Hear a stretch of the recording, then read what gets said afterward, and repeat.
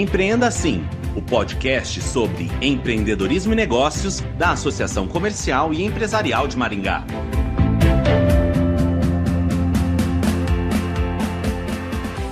O empresário deve ficar bastante atento ao cenário da inflação de salários. Quando há uma expectativa de subida de preços no horizonte da economia, é comum que os salários sejam reajustados para manter o poder de compra. O reajuste alimenta a inflação, que tende a aumentar. Para entender este ciclo, o podcast Empreenda Assim conversa com o especialista em recursos humanos, Jefferson Cardoso. Obrigada por participar do podcast Empreenda Assim. Oi, Luciana. Obrigado pelo convite. Jefferson, os salários podem subir apenas em função da expectativa de mercado? Os salários, Luciana, eles tendem a continuar subindo pela escassez de mão de obra qualificada. Se a gente olhar num cenário internacional, todos os países estão envelhecendo, o Brasil também. E com a pandemia, muitas pessoas mudaram as perspectivas, veio várias modas e palavras de forma diferente, a demissão silenciosa, as pessoas buscando um novo propósito. Isso fez com que muitas pessoas muito capacitadas, que olhando o quanto elas se dedicam à sua formação e o quanto elas ganham e o qual é penoso para a qualidade de vida delas se dedicar e trabalhar tanto, elas reduziram a carga horária. E aí vem os movimentos de semana de 4 dias, diminuição da carga horária, e pessoas trabalhando só como freelance ou como consultor. Isso está em alta e isso vai forçar os salários a subirem, porque as empresas estão com poucas opções e cada vez mais as empresas crescendo precisam de mais pessoas para algumas atividades, principalmente aquelas que requerem o conhecimento humano. Isso vai continuar pressionando os salários, E como na base também está faltando mão de obra, por um lado tem os estímulos do governo em relação às pessoas não trabalharem e receberem lá o Bolsa Família, que é muito pouco, não dá para viver com esse valor, mas as pessoas recebem e fazem alguns bicos para completar a renda. E como isso não consegue ter controle do governo, por N questões, em questão de receita bancária, controle bancário, conexão entre as informações de um órgão público com o outro, com os bancos, então o governo não consegue rastrear isso. Então a tendência é que o salário continue subindo, apesar da inflação. E é possível que, num futuro próximo, seja ele o motivador do aumento da inflação, tá? E como os gestores podem se precaver em relação aos efeitos negativos deste movimento da economia? Em relação aos gestores, o que nós enxergamos, Uma questão que as grandes empresas já sabiam e as médias estão começando a entender agora é que tem que formar gente. Eu tenho que pegar pessoas que não são capacitadas e ter uma base de treinamento, uma trilha de treinamento dentro da minha empresa, onde a pessoa se desenvolva com uma velocidade muito rápida para trazer produtividade. As empresas que não entenderam isso, elas começam a ficar para trás. E aí elas têm que pagar salários cada vez maiores para atrair aquele colaborador que está pronto. Então, como nunca, eu tenho que pegar pessoas sem formação nenhuma, uma quantidade enorme, formada dentro da minha empresa, e as pessoas capacitadas dentro da minha empresa eu tenho que continuar trazendo para ela uma formação melhor para que elas consigam evoluir. Se a gente analisar numa perspectiva de longo prazo, isso pode ser bom, para a economia como um todo, porque cada vez mais eu tenho que inserir pessoas que não teriam oportunidade, porque não tem uma formação muito adequada, e eu trago para dentro da minha empresa, eu faço uma equiparação em conhecimento para dentro, então as empresas vão ter esse custo. E nisso é bacana que a tendência é que os governos comecem a incentivar empresas que capacitam pessoas, para que as pessoas tenham um emprego e um salário digno. Então, cada vez mais nós vamos perceber incentivos governamentais para empresas que gastam horas e horas em treinamento e desenvolvendo pessoas. Porque se eu não desenvolver uma sociedade que tem uma educação precária, que não tem acesso à internet, e só tem isso dentro de algumas empresas, eu começo a criar bolhas, aquela ideia do abismo digital, e eu vou ter um abismo intelectual, porque quem está dentro da empresa, trabalhando, ele consegue ter acesso a certas informações, a certas formações que outras pessoas que estão fora do mercado não teriam.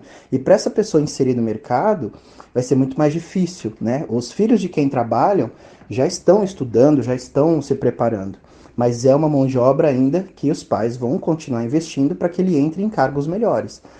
E eu vou precisar cada vez mais de profissionais na base, né? Aí vem a história de as empresas investirem cada vez mais em pessoas que já saíram do mercado e estão aposentados para retornar, os 60 a mais. Geralmente os salários são reajustados apenas com base na inflação do período, ou seja, uma recomposição salarial. Em que casos os gestores negociam remuneração acima do mercado? Os salários também, eles não são só reajustados por conta da inflação e um aumento real que o sindicato negocia.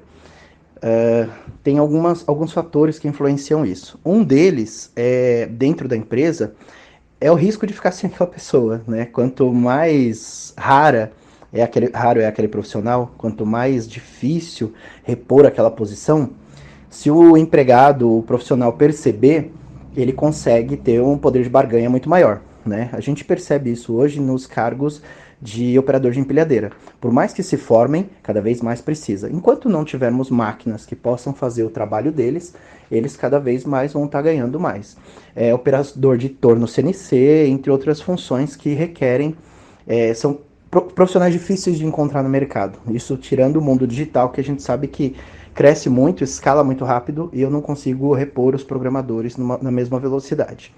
Porém, como que as empresas aumentam o salário? Elas usam avaliação de desempenho, né? Elas utilizam um plano de cargo e salário onde eu mostro que essa pessoa, quanto mais ele se desenvolver, mais ele aprender a entregar resultado, ele pode ganhar mais. Planos como PLR, meritocracia, que vão pagando bônus e vão dando acesso a um salário cada vez maior.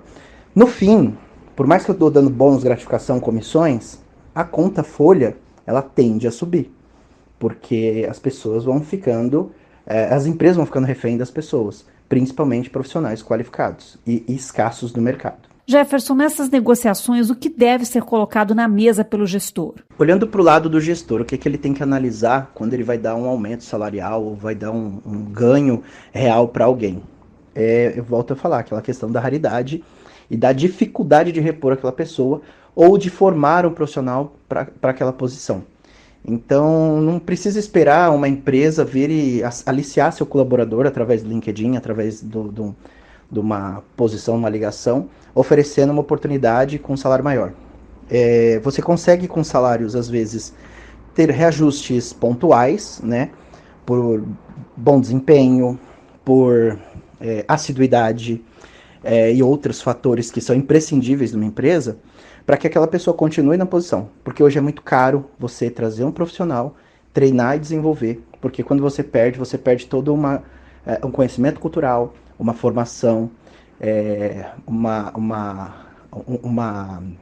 um capital de conhecimento da empresa.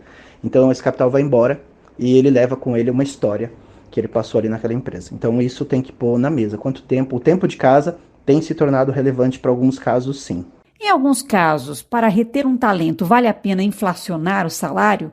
Ou há outras formas de atrair um profissional e mantê-lo na corporação? Em alguns casos, olhando o reajuste salarial, eu acho que inflacionar não é o caminho. Mas transparência, né? Um bom relacionamento, mostrar o quanto aquela pessoa tem ganhado em aprendizado dentro da empresa. Os profissionais hoje valorizam muito o quanto que eu estou aprendendo, novos desafios, novas oportunidades de usar outros talentos, outras habilidades. E aí o salário ele se torna, às vezes, não vou dizer irrelevante, porque todo mundo precisa comer e precisa pagar suas contas, mas o salário não se torna um fator relevante para a troca de trabalho, né? Mas também não fuja muito do que está no mercado. Então fazer uma pesquisa salarial é muito importante para você ver quanto que seu concorrente está pagando, para você não ficar muito longe, para não perder. E concorrência, eu não falo concorrente de mercado, de cliente, é concorrente de trabalho. O concorrente de trabalho é aquela empresa que sempre que precisar de um profissional, ele vem buscar na sua porta. Então, se você fizer uma pesquisa de demissão, você vai saber para onde as pessoas que trabalham na minha empresa estão indo. Investiga o que aquela outra empresa tem oferecido que tem levado tanta gente para lá. Às vezes pode ser uma pessoa influenciada ou influenciador que trabalhava com você, foi embora e tem aliciado essas pessoas. Quanto a isso, nada mais correto dizer que investir em gestão de pessoas se torna hoje uma questão de presidência, de CEO de empresa. Se ele não investir em gestão de pessoas, gestão humana, gestão de produtividade, gestão de ferramentas para apoiar aquele colaborador, essas empresas terão muitos problemas no mercado. Jefferson, muito obrigada por participar do podcast Empreenda Assim. Muito obrigado aos ouvintes. O podcast Empreenda Assim conversou com o especialista em recursos humanos Jefferson Cardoso. Obrigada, ouvinte e associado, por acompanhar o podcast Empreenda Assim. Até a próxima.